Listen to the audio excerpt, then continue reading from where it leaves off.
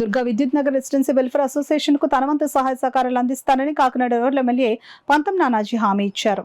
కాకినాడ 2వ డివిజన్ దుర్గా విద్యుత్ నగర్ ఝాన్సీ లక్ష్మీబాయి పార్కులో దుర్గా విద్యుత్ నగర్ రెసిడెన్సీ వెల్ఫేర్ అసోసియేషన్ వారి ఆధ్వర్యంలో ఏర్పాటు చేసిన సమావేశానికి ముఖ్య అతిథులుగా పాల్గొన్న స్థానిక శాసనసభ్యులు పంతం నానాజీ ఈ కాలనీలో అందరికీ అందుబాటులో ఉంటూ పిలిచిన వెంటనే పనిచేసే municipal sanitary worker Lakshmi, sanitary inspector ని సన్మానించి అభినందనలు తెలిపారు. కాలనీ వాసుల ఎమ్మెల్యేను దుస్సాలుతో సన్మానించి పుష్పగుచ్చం అందించారు. ఈ సమావేశంలో ఎమ్మెల్యే మాట్లాడుతూ 2వ డివిజన్ కి కావాల్సిన పనులు చేస్తానని, పార్కును అభివృద్ధి చేస్తానని తెలిపారు.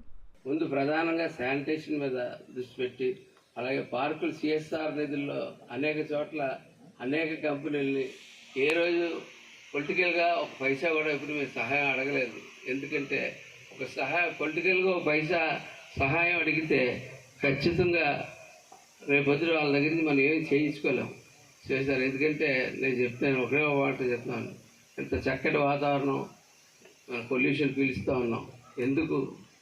భావితరాల గురించి పీలుస్తూ ఉన్నాం. ఈ పొల్యూషన్ అంతా మా భావితరాలు ఉద్యోగాలు వస్తాయి, ఉన్న ఊళ్ళోనే ఉద్యోగాలు చేసుకుంటారు, ఉన్న ఊళ్ళో చేస్తారు, కంపెనీలు వస్తాయి, పెట్టుబడులు పెరుగుతాయి అన్న ఆలోచన మీద మనం చేస్తూ ఉన్నాం. కాబట్టి వాళ్ళందరూ ఖచ్చితంగా సిఎస్ఆర్ ఫండ్ ఇక్కడే సిఎస్ఆర్ ఫండ్ తీసుకెళ్ళి ఎక్కడో ఖర్చు పెడితే కుదరదు అన్నటువంటి ఒక నినాదంతో నేను ముందుకు వెళ్తా ఉన్నాను.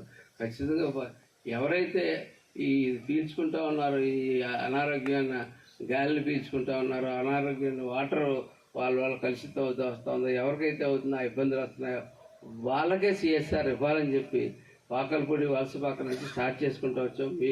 మీ ఏరియా కూడా త్వరలో ఖచ్చితంగా సిఎస్ఆర్ నిధులతో మీ పార్కులు అవి కూడా డెవలప్ చేసి ఖచ్చితంగా ముందుకు తీసుకెళ్తామని చెప్పి తెలియజేస్తా ఉన్నాం. వెంకట్రావు గారి దగ్గర నుంచి చూసుకుంటూ కుడ్గూడు ప్రభాకర్ రావు, బత్తిన సుబ్బారావు గారు, ఆ తర్వాత పంతం ఫ్యామిలీ నుంచే పంతం పద్మనాభం గారు, వీళ్ళందరితోటి పరిచయాలు ఉండి వాళ్ళతో సమకాలీనంగా పనిచేసిన కుర్రవాడినైనా సరే ఎక్కడా కూడా నేను చూడని విధంగా పేరు పెట్టి రా అని చెప్పేసి భుజం తట్టి పలకరించే ఎమ్మెల్యేని నేను పంతం నానాజీ గారిని చూస్తున్నానండి. నేను గతంలో ఒక ఎమ్మెల్యే గారు ఉండేవారు, పేరు అవసరం లేదు, వైట్ అండ్ బార్ డ్రెస్లో రేబాన్ కల్జోడు పెట్టుకుని కారు దిగి లోపలికి వెళ్తే వాడికి మా లాంఛనాలతో స్వాగతం పలికేవారు. సామాన్య మనుషులకి తొందరగా అవకాశం దొరికేది కాదండి. అటువంటి పరిస్థితుల్లో ఈవేళ ఈ వైట్ అండ్ రెడ్ డ్రెస్సులు కాదండి ఆయనకు కావాల్సింది. ఎంత సామాన్యుడు వచ్చినా సరే కూలంకషంగా వాళ్ళ సమస్యను విని అర్థం చేసుకుని ఆ సమస్య పరిష్కారానికి వెంటనే ఆదేశాలు జారీ చేయడం జరుగుతుంది. ఇక్కడే ఆల్రెడీ ఇప్పుడు మన మూర్తి గారు చెప్పిన ఒక సమస్యకి ఎల్లుండ 2వ వార్డు సచివాలయం స్టాఫ్ను కూడా రమ్మని చెప్పేసి అని ఆర్డర్ వేయడం జరిగింది. మన సెక్రటరీ గారు చాలా కష్టపడి వారు నిద్ర కలిసి మాకన్నా ఈ వార్డులో తిరిగినప్పుడు ఫస్ట్ నాది ఈ వార్డు నుంచి నేను డిప్యూటీ మేయర్గా ఎలక్ట్ అయ్యాను.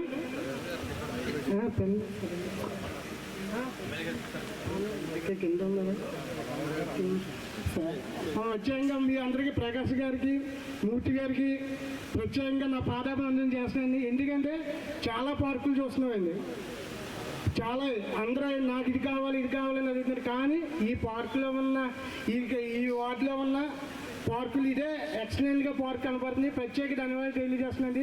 మూర్తి గారికి ప్రత్యేకంగా ధన్యవాదాలు సార్. మీరు ఇప్పుడు చెప్పిన శానిటైజేషన్ చాలా ఎక్సలెంట్గా వాళ్ళని సపోర్ట్ చేశారు. ఇదే విధంగా మిగతా ఏరియాలో కూడా చేస్తే చాలా బాగుంటుంది. ఇదే ఆదర్శంగా తీసుకుని మనం కూడా ముందుకు వెళ్తామని చెప్తున్నాను సార్. చిన్న రిక్వెస్ట్ సార్, ఫస్ట్లో మా కమిటీలు ఉన్నప్పుడు ప్రతి వార్డులో ప్రతి ఏరియాలో నుంచి ఒక యూనిటీ ఉంది సార్. అలాగా అది మన శానిటేషన్ ఇన్స్పెక్టర్ గారు కానీ, కమిషనర్ గారు, నెక్స్ట్ ఏఈడి అందరూ కలిపి ప్రతి ఎవ్రీ సెకండ్ సాటర్డేలో మీటింగ్ పెట్టుకోవాలి సార్. హ్యాపీ ఎమ్మెల్యేగా నెగ్గినప్పటికంటే కూడా ఎక్కువ హ్యాపీగా ఉంది. మరి ఇక్కడ మీరు అందరి దగ్గర కూడా నాకు కొంచెం పెరుగుతుంది కదా డెఫినెట్గానే. ఆల్రెడీ వాకింగ్లో చూస్తున్నాం, అబ్జర్వ్ చేస్తున్నాం. బట్ నా సర్వీసెస్ ఎంతవరకు కావాలో మూర్తి గారు చెప్తూ ఉంటారు, అక్కడ మాత్రం నేను ఇన్వాల్వ్ అవుతూ ఉంటాను. డెఫినెట్గా మీ అందరికీ ఆయన తరపున మధ్యలో ఉండి మనకు కావాల్సిన సమస్యలన్నీ పరిష్కారం చేసుకోవడానికి నేను తప్పకుండా సహకరిస్తానని. మరి God bless to my brother. మరి చాలా కష్టపడ్డాడు. హార్డ్ వర్క్ తప్పించి ఎవరన్నా ఒక మనిషి ఎదగాలంటే వేరే దారి ఏమి ఉండదు, షార్ట్ కట్ మెథడ్స్ ఏమీ ఉండదు ఎవరు సక్సెస్ కన్నా సరే. అది నానాజీ విషయంలో మనం చూసాము. చాలా కష్టపడ్డాడు, బట్ ఎప్పుడు కూడా ప్రజల మనిషిగానే లాస్ట్ 25 years నుంచి కూడా అతను పనిచేస్తా వచ్చాడు. మరి ఇప్పటికీ కూడా అదే కంటిన్యూ అవ్వాలని, ఇదొక వే కింద వేసుకుంటా ప్రైవేట్ పదంలో ఇంకా ముందుకెళ్ళాలని పెట్టారు. ఇంకెక్కువ అవకాశం ఉన్నంత వరకు ఎక్కువ పెట్టించుకోండి మన నియోజకవర్గంలో. అంటే అర్బనైజేషన్ మనకి రూరల్ నియోజకవర్గాన్ని కూడా చుట్టుపక్కల గ్రామాలన్నీ కూడా తిమ్మాపురం కానీ ఇప్పుడు ఇంద్రపాలెం కానీ టువర్డ్స్ కరప వరకు కూడా ఇటు పక్కంతా కూడా అర్బన్లో కలిసిపోయినాయి కాబట్టి పండూరు వరకు ఆల్మోస్ట్ మనకి టౌన్ వాతావరణం వచ్చేసింది కాబట్టి ఎక్కువ కెమెరాలు పెట్టించమని సారు గతంలో చెప్పడం, దానికి అనుగుణంగానే మేము కూడా నెంబర్ ఆఫ్ లొకేషన్స్ని ఎక్కువ లొకేట్ చేయడం జరిగింది. ఇది గవర్నమెంట్ నుంచి శాంక్షన్ అయ్యి ఈ టెండర్స్ ప్రక్రియ ఇదంతా కూడా టైం బట్టి వస్తుంది. కానీ ఇటీవల కాలంలో ఏంటంటే దొంగతనాల పాయింట్ ఆఫ్ వ్యూలో పూర్వం ఏంటంటే దొంగలు మాత్రమే చేసేవారు, స్పెసిఫిక్ గుణం అంటే ఒక మోడస్ ఆపరెండి ఉన్నవాళ్ళు చేశారు. ఇప్పుడు ఏంటంటే ఈ యువత కొంతమంది చెడు వ్యసనాలకు అలవాటు పడిపోయి వాళ్ళు డబ్బుల అవసరాల కోసం వాళ్ళు దొంగలుగా మారిపోయే పరిస్థితి వచ్చింది. కాబట్టి అందరూ కూడా సీసీ కెమెరా ఇన్స్టాలేషన్ అనేది ఎసెన్షియల్. ప్రతి ఒక్కరూ కూడా మీరు దయచేసి అందరూ కూడా దాని యొక్క ఆవశ్యకతను గుర్తించాలి.